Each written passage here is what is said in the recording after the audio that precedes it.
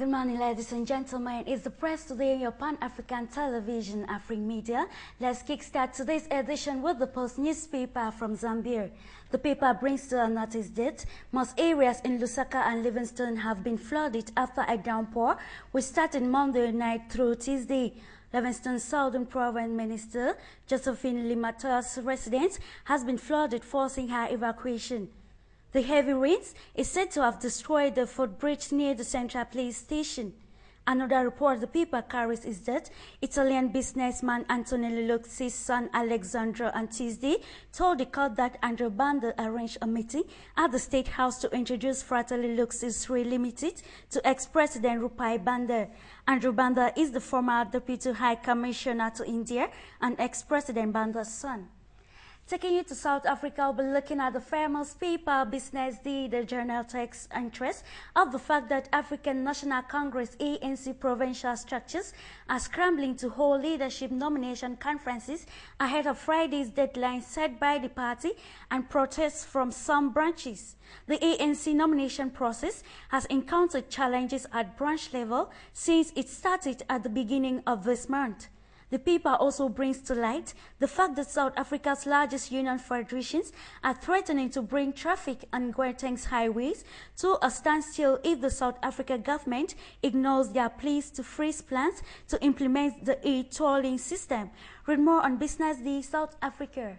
Still in South Africa, we'll be looking at Cape Times. The paper reports that tributes to late Professor Jacques Gowell poured in from across the country on Wednesday as South Africans acknowledged the man born in rural Eastern Cape who became one of the country's intellectuals, a fighter of democracy and a close friend to first democratically elected President Nelson Mandela. Gowell, 66-year-old, died on Wednesday after heart surgery on Monday. The paper again writes that Lesotho General Secretary Zwelithini Viva has warned that removing Deputy President Kgalema Motlanthe from the ANC's top six will have a negative effect on the ruling party. Now, looking at this paper from Cameroon, the Eyewitness, Biya visits Buea mid-December, is the broad headline that we find on page 3.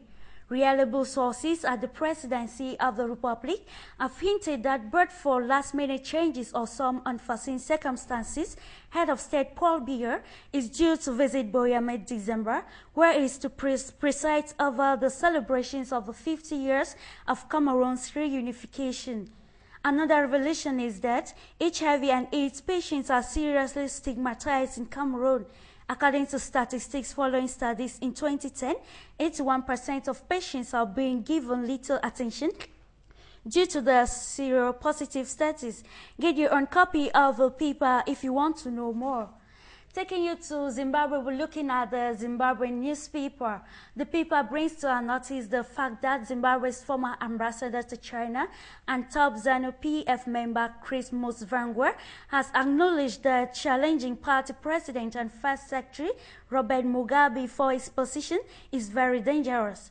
Mutsvangwa, considered a headline strategist, said no one will openly challenge Mugabe without his consent. Go to page 2 for more details. This paper again brings out this interesting story where a number of young leaders are reportedly making frantic efforts to stem their presence in the constituency they are eyeing. Grab your copy of the paper if you want to know more. Now, taking you to Asia, we'll be looking at the Wall Street Journal Asia. European Union regulators gave the green light to 37 billion euro in Eurozone funding for Spain's seriously affected banking sector on Wednesday, setting in motion a long-term cleanup aimed at helping it absorb losses from the collapse of the country's real estate boom. The restructuring will shape cutbacks in the balance sheet and payrolls of 4 nationalized banks receiving the aid and bears the risk of intensifying Spain's credit crunch in the midst of a deep recession. The paper also reveals that protesters faced riot police during clashes in Cairo on Wednesday, where police fired tear gas on several hundred protesters who spent their night in Tahrir Square after a mass rally to denounce President Mohamed Morsi's assumption of expanded power. Taking you to the United Arab Emirates, we'll be looking at the Gulf newspaper. The paper brings to light these reports where Palestinian President Mahmoud Abbas hopes to make history today and give Palestinians symbolic statehood status in the international community. The United Nations General Assembly is to vote on a resolution that will give Palestinians an upgraded status at the United Nations. Just below the kicker, there is this other interesting story where Egypt on Wednesday plunged into its worst political crisis since Islamic President Mohamed Morsi took office, with the top court going on strike to protest his decision to grant himself sweeping powers. Visit Gulf newspaper for more details.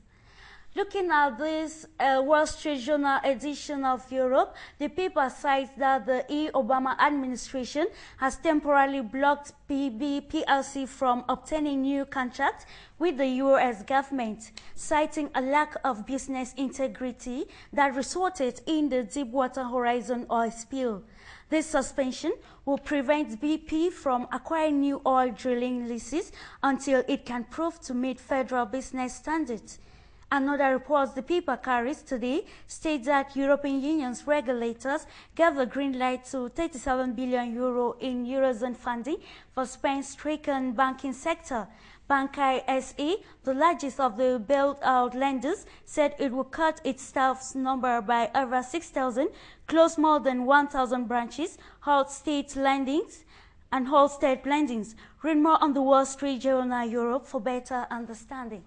This brings us to the end of today's edition of the Press Review.